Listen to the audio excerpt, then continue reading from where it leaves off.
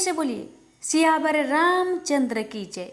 प्यारे भक्तों, आज मंगलवार के दिन आप सभी श्रवण करें हनुमान जी और भगवान राम की कथा।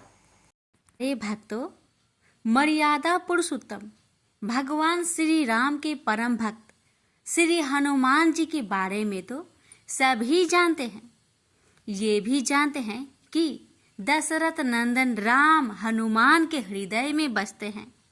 लेकिन क्या आपको यह पता है कि एक बार पवन सुत हनुमान राम जी से ही लड़ने पहुंच गए? हो सकता है भक्तों, ये कथा श्रवण करके आपको हैरानी होगी, लेकिन यह सत्य है और इस घटना का जिक्र श्री राम कथा में सुनने और पढ़ने को मिलता है। लेकिन इससे भी ज्यादा हैरान करने वाली बात यह है कि पवन सुत जब श्री राम से लड़ने के लिए तैयार हुए तो उन्होंने सौगंध भी मर्यादा पुरुष उत्तम की ही ली। तो आइए जानते हैं कि ऐसा क्या हुआ था कि श्री राम के परम भक्त पवन सुत को उनसे युद्ध करना पड़ा। कथा मिलती है कि एक बार सेमरू पर्वत पर सभी संतों की सभा का आयोजन हुआ। केवर्त देश के राज संकुत भी उसी सभा में सभी संतों का आशीर्वाद लेने जा रहे थे। रास्ते में उन्हें देव ऋषि नारद मिले। राजा सुकंद ने उन्हें प्रणाम किया। इस पर श्री नारद जी ने उन्हें आशीर्वाद देकर यात्रा का प्रयोजन पूछा।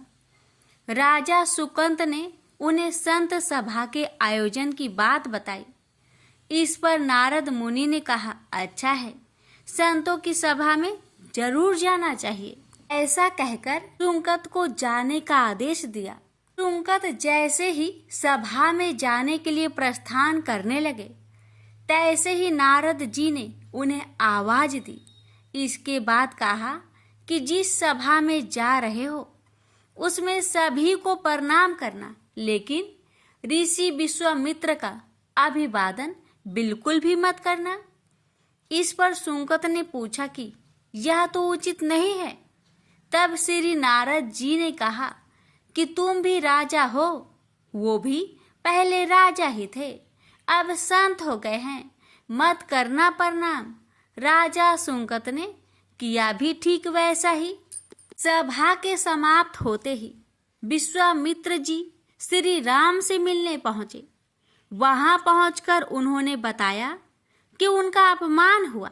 वह इसे भूल भी जाते, लेकिन यह तो संत परंपरा का अपमान है। राम जी ने पूछा, गुरुजी क्या हुआ? तब विश्वामित्र जी ने कहा कि मेरा अपमान हुआ है। राम जी ने पूछा, किसने किया है? तब विश्वामित्र जी ने पूछा कि जानकर करोगे भी क्या? इस पर श्री राम जी ने कहा कि गुरुजी, आपके चरणों का सौगंध लेकर प्रतिज्ञा करता हूँ, जो सिर आपके चरणों में नहीं झुका है उसे काट दिया जाएगा। कल सुबह में उसका वध करूंगा। श्री राम की इस सौगंध का जैसे ही राजा सुकंद को पता चला, वह नारद मुनि को ढूंढने लगे। काफी देर तक वह परेशान रहे, लेकिन नारद मुनि उन्हें मिल ही नहीं रहे थे। व्याकुल होकर जब वह रोने लगे, तब नारद जी प्रकट हुए। सुकंद ने हाथ जोड़कर उन्हें सारी बात कह सुनाई, साथ ही प्राण दान की विनती की। इस पर नारद जी ने उन्हें माता अंजनी की शरण में जाने की सलाह दी। ये भी कहा कि अगर उन्होंने तुम्हें बचाने का वचन दे दिया तो तुम जरूर बच जाओगे, लेकिन यह भी कहा कि वह किसी को यह नहीं बताएंगे कि नारद जी ने उन्हें यह सलाह दी है। राजा सुकंद के रोने की आवाज सुनकर माता अंजनी बाहर पहुंची। तब उन्होंने कहा कि माता, मुझे बचा ले, अन्यथा विश्वामित्र जी मुझे मार डालेंगे। इस पर माता अंजनी ने सुकंद को उसके प्राण बचाने का वचन दिया। उन्होंने कहा कि तुम शरण में हो, तुम्हें कोई नहीं मार सकता।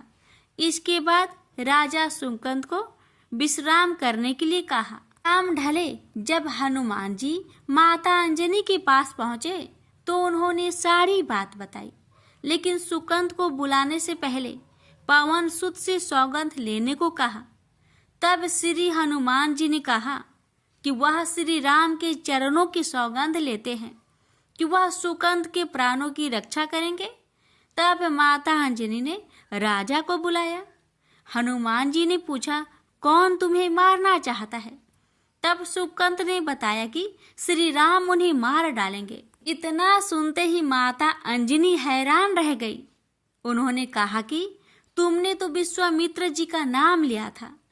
तब राजा ने कहा कि नहीं, वो तो मरवा डालना चाहते हैं, लेकिन मारेंगे तो राम ही। हनुमान जी ने राजा सुकंद को उनकी राजधानी में छोड़ा और श्री राम के दरबार में पहुंचे। वहां पहुंचकर उन्होंने राम जी से पूछा कि वह कहाँ जा रहे हैं। तब मर्यादा पुरुषोत्तम ने बताया कि वह राजा सुकंद का वध करने जा रहे हैं। तब हनुमान जी ने कहा, प्रभु उसे मत मारिए। राम जी ने कहा कि वह तो अपने गुरु की सौगंध ले चुके हैं, आप पीछे नहीं हट सकते। हनुमान जी ने कहा, प्रभु मैंने उसके प्राणों की रक्षा के लिए अपने इष्ट देव यानी कि आपकी सौगंध ली है। तब राम जी कहते हैं, ठीक है, तुम अपना वचन निभाओ, मैं तो उसे मारूंगा। हनुमान जी राजा सुकंद को लेकर पर्वत पर पहुंचे और राम नाम का कीर्तन करने लगे। उधर राम जी राजा सुकंद को मारने के लिए उनकी राजधानी पहुंचे, लेकिन वह नहीं मिले। तो वह उन्हें ढूंढते हुए पर्वत पर पहुंचे। वहां हनुमान राम मंत्र का जप कर रहे थे। राम जी को देखते ही सुकंद डर गए। उन्होंने कहा कि अब तो राम जी उसे मार ही डालेंगे। वह बार बार हनुमान जी से पूछता कि बच जाएंगे हम। तब उन्होंने कहा कि राम मंत्र का जप करते रहो और निश्चिंत रहो, भगवान नाम पर पूरा भरोसा रखो। लेकिन वह काफी डरे हुए थे, तो हनुमान जी ने सुकंद को राम नाम मंत्र के घेरे में बैठा दिया। इसके बाद राम नाम जपने लगे। राम जी ने राजा सुकंद को देखकर जब बाण चलाना शुरू किया तो वह राम नाम के मंत्र के आगे विफल हो जाते। राम जी हताश हो गए कि क्या करे। यह दृश्य देखकर श्री लक्ष्मण जी को लगा कि हनुमान जी भगवान राम को परेशान कर रहे हैं, तो उन्होंने स्वयं ही हनुमान जी पर बाण चला दिया। लेकिन यह क्या, उस बाण से पवन सुत के बजाय श्री राम मूर्छित हो गए। यह देखते ही लक्ष्मण जी दौड़ पड़े और देखते ही कि बाण तो हनुमान जी पर चलाया था, लेकिन मूर्छित राम जी कैसे हो गए। तब उन्होंने देखा कि पवन सुत के हृदय में तो श्री राम बसते हैं। राम जी जैसे ही होश में आए, वह हनुमान जी की ओर दौड़ पड़े। उन्होंने देखा कि उनकी छाती से रक्त बह रहा है। वह हनुमान जी का दर्द देख नहीं पा रहे थे। वह बार बार उनकी छाती पर हाथ रखते और आंखें बंद कर लेते। पवन सुत को होश आया तो उन्होंने देखा कि राम जी की आंखें बंद करके हनुमान जी की छाती पर बार बार हाथ रखते हैं, फिर हनुमान जी के सिर पर हाथ फेरते हैं। तब पवन सुत ने सुकंद को पीछे से निकाला और उसे अपनी गोद में बैठा लिया। तभी राम ने फिर से हनुमान जी की माथे पर हाथ फेरा, लेकिन इस बार वहां पवन सुत की जगह राजा सुकंद थे। राम जी मुस्कुराए और हनुमान जी बोल उठे कि नाथ, अब तो आपने इनके सिर पर हाथ रख दिया है, अब तो सब कुछ आपके हाथ में ही है। इसकी मृत्यु भी और जीवन भी आप ही सुकंद की जीवन की रक्षा करे। राम जी ने हनुमान जी से कहा कि जिसे तुम अपनी गोद में बैठा लो, उसके सिर पर तो मुझे हाथ रखना ही पड़ेगा। लेकिन गुरुजी को क्या जवाब देंगे? तभी हनुमान जी को विश्वामित्र जी सामने से आते दिखाई पड़े। उन्होंने राजा सुकंद से कहा कि जाओ, तब प्रणाम नहीं किया तो क्या हुआ, अब कर लो। राजा ने दौड़कर विश्वामित्र जी का अभिवादन किया। वह भी प्रसन्न हो गए और बोले, राम इसे क्षमा कर दो। मैंने इसे क्षमा कर दिया क्योंकि संत का काम मिटाना नहीं बल्कि सुधारना होता है। यह भी सुधर गया है।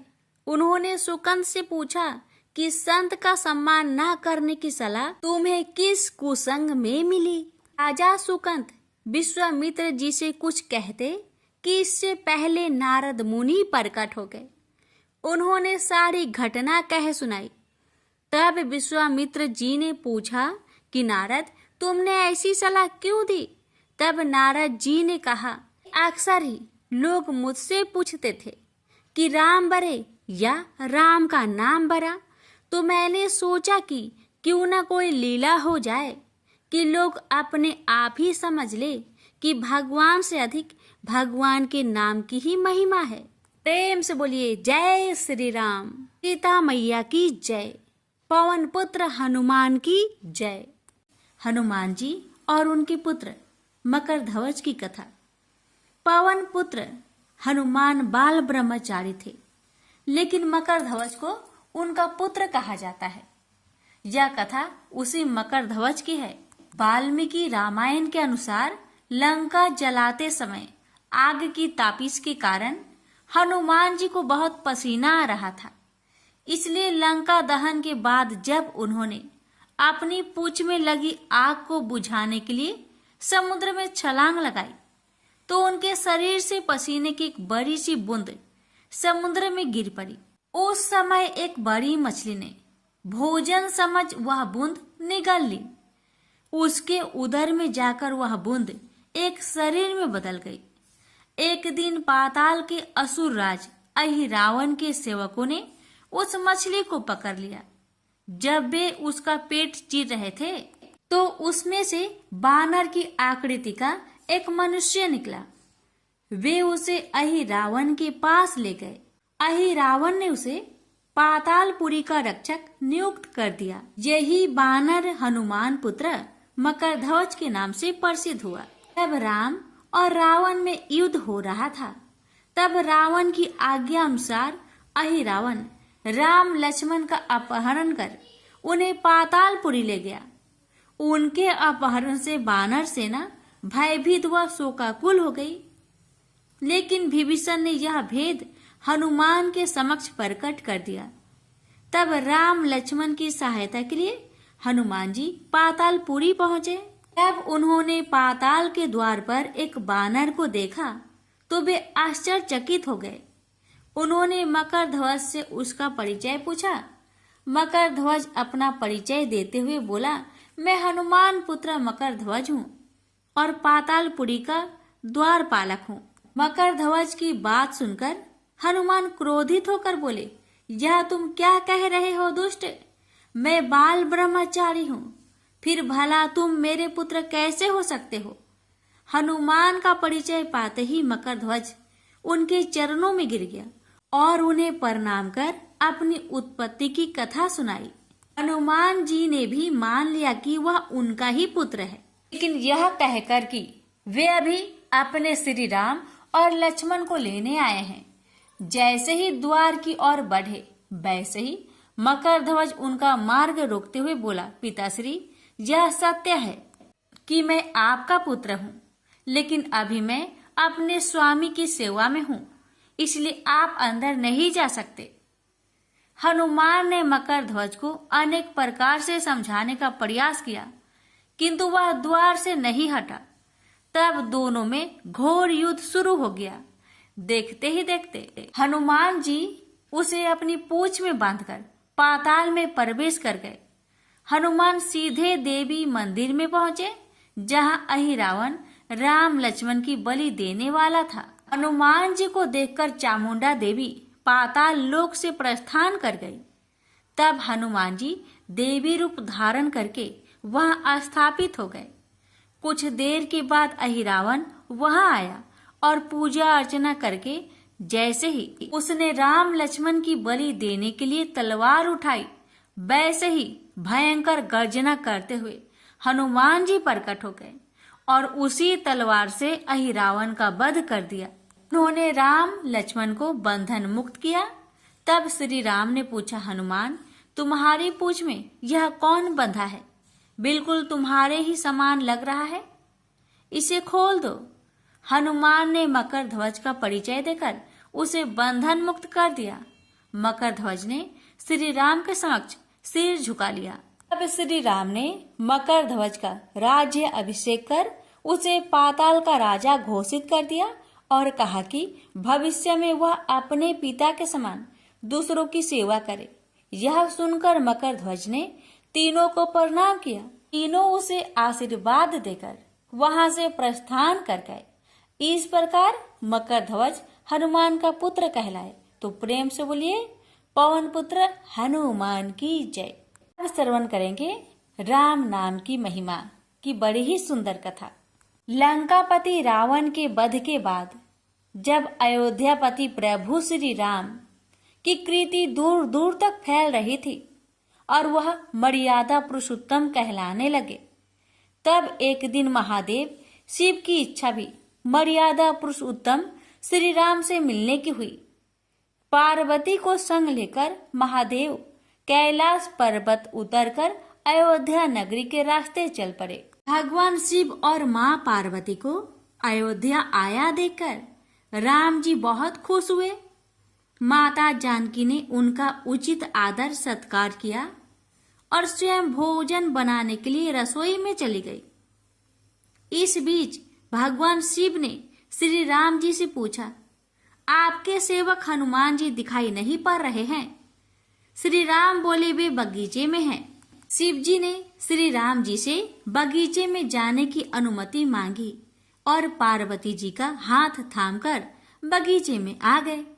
बगीचे की खूबसूरती देखकर उनका मन मोहित हो गया। आम के एक घने वृक्ष के नीचे हनुमान जी दीन दुनिया से बेखबर गहरी नींद में सोए थे और एक लय में खराटे से राम नाम की ध्वनि उठ रही थी। चकित होकर शिव जी और माता पार्वती एक दूसरे की ओर देखने लगे।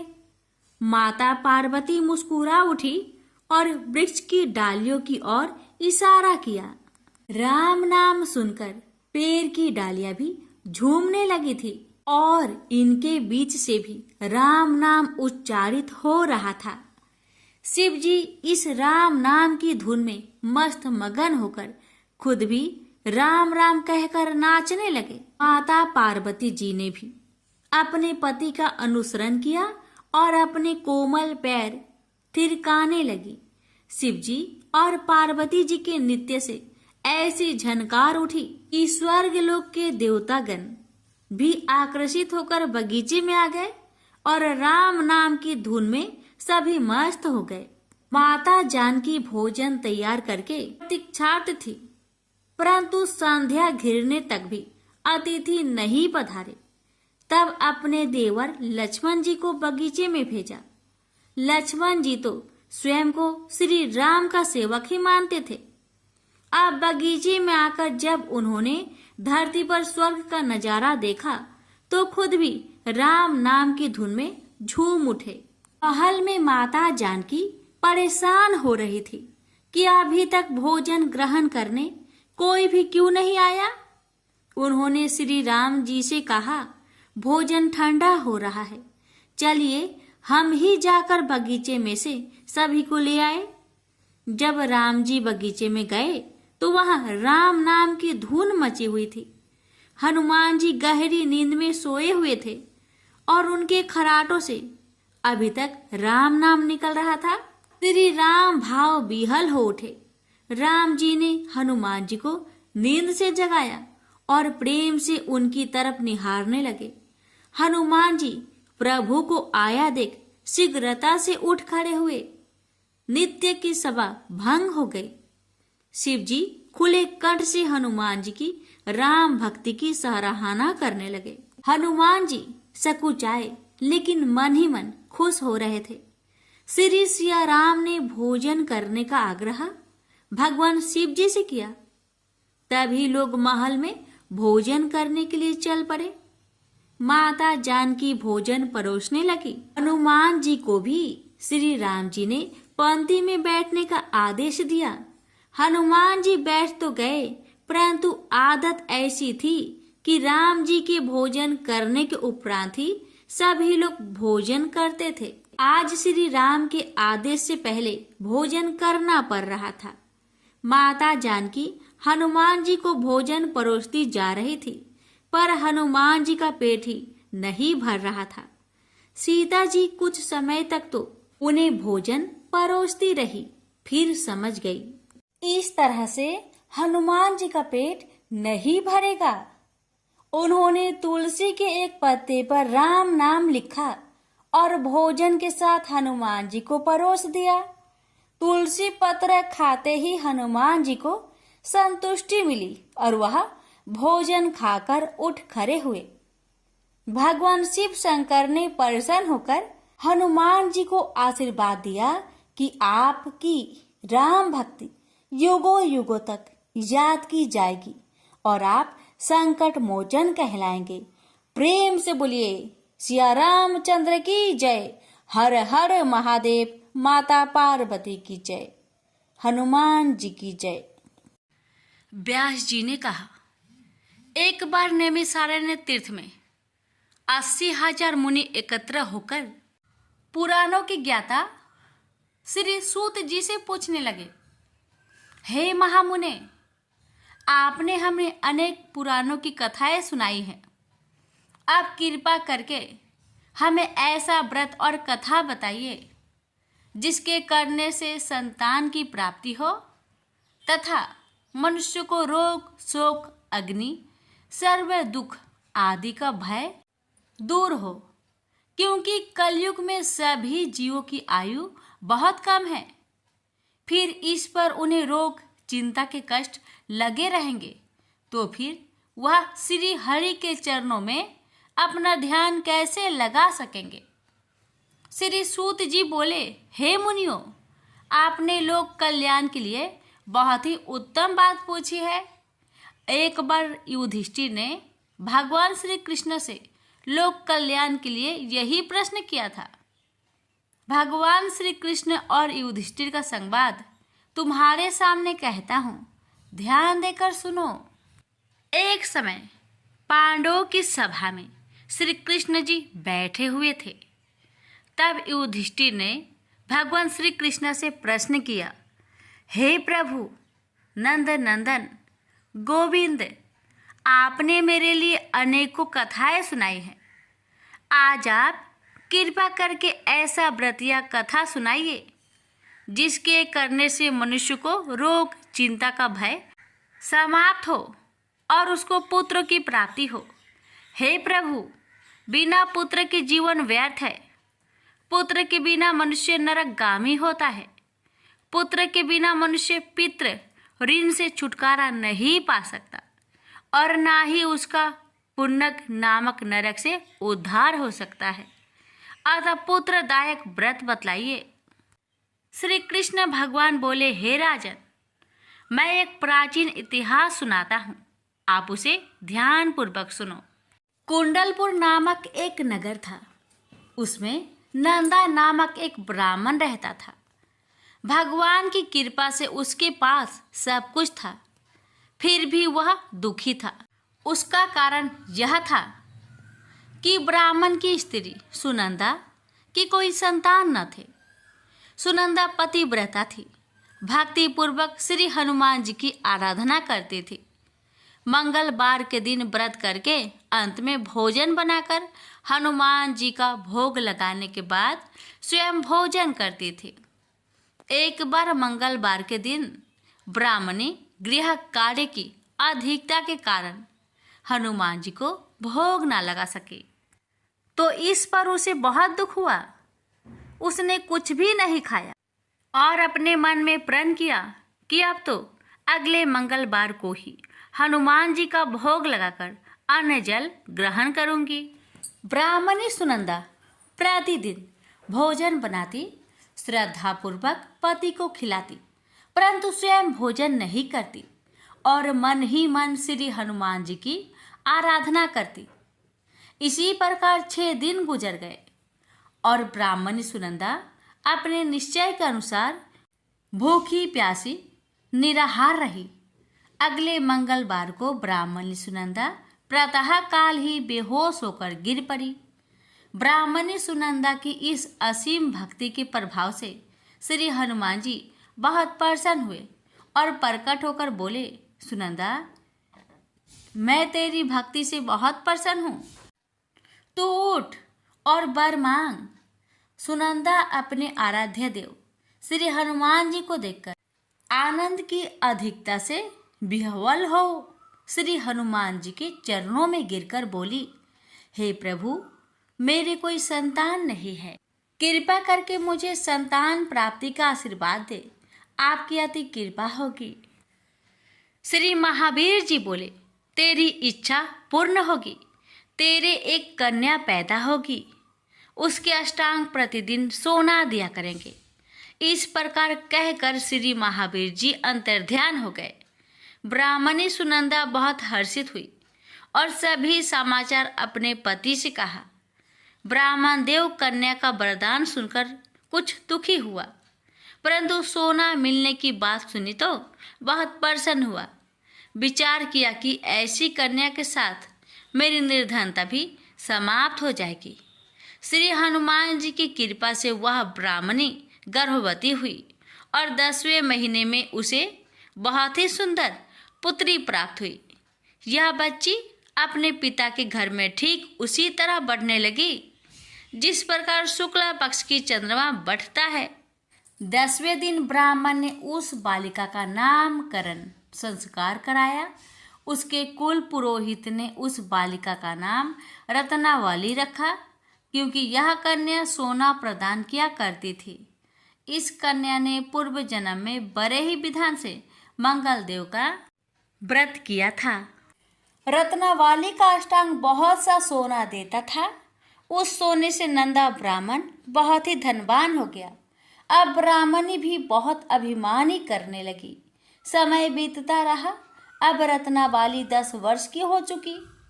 एक दिन जब नंदा ब्राह्मण प्रसन्नचित्त था, तब सुनंदा ने अपने पति से कहा, मेरी पुत्री रत्नावली विवाह की योग हो गई है, अतः आप कोई सुंदर तथा योग वर देकर इसका विवाह कर दे। यह सुन ब्राह्मण बोला, अभी तो रत्नावली बहुत छोटी है। तब ब्राह्मणी बोली, शास्त्रों की आज्ञा है कि कन्या 8वें वर्ष में गौरी, 9 वर्ष में रोहिणी, 10वें वर्ष में कन्या, इसके पश्चात रजवाला हो जाती है।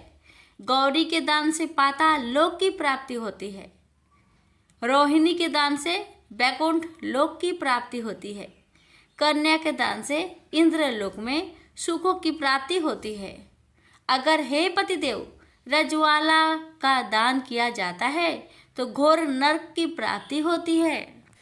इस पर ब्राह्मण बोला, अभी तो रत्नावली मात्र 10 ही वर्ष की है और मैंने तो 16-16 साल की कन्याओं का विवाह कराए हैं, अभी जल्दी क्या है। तब ब्राह्मणी सुनंदा बोली, आपको तो लोभ अधिक हो गया है। शास्त्रों में कहा गया है कि माता पिता और बड़ा भाई रजवाला कन्या को देखते हैं तो वह अवश्य नरकगामी होते हैं। तब ब्राह्मण बोला, अच्छी बात है, कल मैं अवश्य ही योग वर की तलाश में अपना दूत भेजूंगा। दूसरे दिन ब्राह्मण ने अपने दूत को बुलाया और आज्ञा दी कि जैसी सुंदर मेरी कन्या है वैसा ही सुंदर वर उसके लिए तलाश करो। दूत अपने स्वामी की आज्ञा पाकर निकल पड़ा। पंपई नगर में उसने एक सुंदर लड़के को देखा। यह बालक एक ब्राह्मण परिवार का बहुत गुणवान पुत्र था। इसका नाम सोमेश्वर था। दूत ने इस सुंदर व गुणवान ब्राह्मण पुत्र के बारे में अपने स्वामी को पूर्ण विवरण दिया। ब्राह्मण नंदा को भी सोमेश्वर अच्छा लगा और फिर शुभ मुहूर्त में विधि पूर्वक कन्यादान करके ब्राह्मण ब्राह्मणी संतुष्ट हुए। परंतु ब्राह्मण के मन तो लोभ समाया हुआ था। उसने कन्यादान तो कर दिया था, पर वह बहुत खिन्न भी था। उसने विचार किया कि रत्नावली तो अब चली जाएगी और मुझे इससे जो सोना मिलता था वह अब मिलेगा नहीं। मेरे पास जो धन था कुछ तो इसके विवाह में खर्च हो गया, और जो शेष बचा है वह भी कुछ दिनों के पश्चात समाप्त हो जाएगा। मैंने तो इसका विवाह करके बहुत बड़ी भूल कर दी है। अब कोई ऐसा उपाय हो कि रत्नावली मेरे घर में ही बनी रहे, अपने ससुराल ना जावे। लोभ रूपी राक्षस ब्राह्मण के मस्तिष्क पर छाता जा रहा था। रात भर अपनी सैया पर बेचैनी से करवटें बदलते बदलते उसने एक बहुत ही क्रूर निर्णय लिया। उसने विचार किया कि जब रत्नावली को लेकर उसका पति सोमेश्वर अपने घर के लिए जाएगा तो वह मार्ग में छिपकर सोमेश्वर का वध कर देगा और अपनी लड़की को अपने घर ले आएगा, जिससे नियमित रूप से उसे सोना भी मिलता रहेगा और समाज का कोई मनुष्य उसे दोष भी नहीं दे सकेगा। प्रातःकाल हुआ तो नंदा और सुनंदा ने अपने जामाई तथा लड़की को बहुत सारा धन देकर विदा किया। सोमेश्वर अपनी पत्नी रत्नावली को लेकर ससुराल से अपने घर की तरफ चल दिया। ब्राह्मण नंदा महालोभ के वशीभूत हो अपने मति खो चुका था। पाप पुण्य को उसे विचार न रहा था। अपने भयानक व क्रूर निर्णय को कार्य रूप देने के लिए उसने अपने दूत को मार्ग में अपने जामाई का वध करने के लिए भेज दिया था, ताकि रत्नावली से प्राप्त होने वाला सोना उसे हमेशा मिलता रहे और वो कभी निर्धन ना हो। ब्राह्मण के दूत ने अपने स्वामी की आज्ञा का पालन करते हुए उसके जमाई सोमेश्वर का मार्ग में ही वध कर दिया।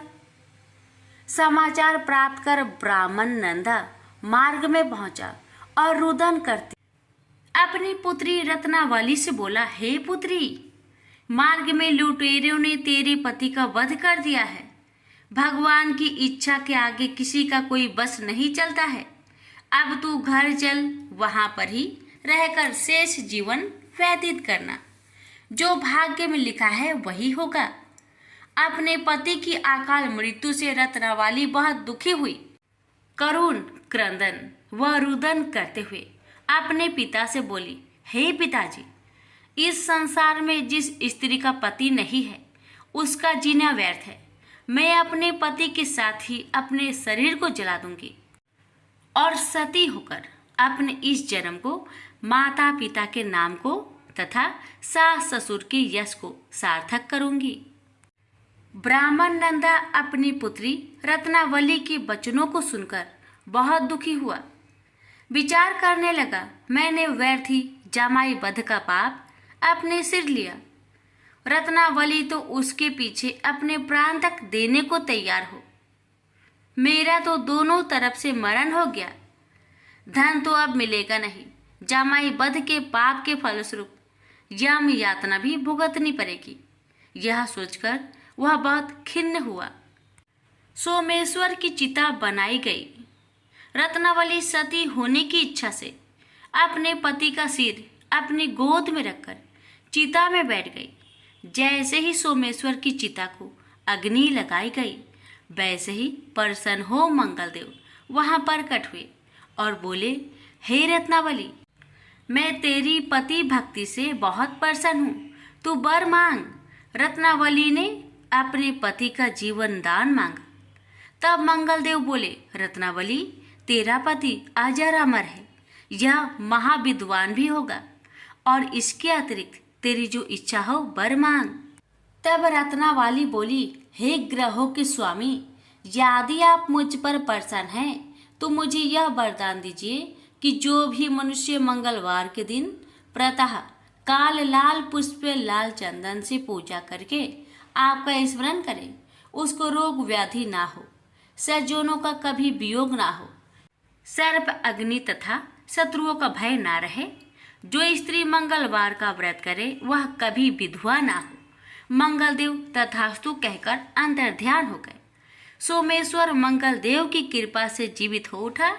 रत्नावली अपने पति को पुनः प्राप्त कर बहुत प्रसन्न हुई और मंगलदेव का व्रत प्रत्येक मंगलवार को करके व्रतराज और मंगल देव की कृपा से इस लोक में सुख ऐश्वर्य को भोगते हुए अंत में अपने पति के साथ स्वर्ग लोक को गई। प्रेम से बोलिए मंगल देव की जय।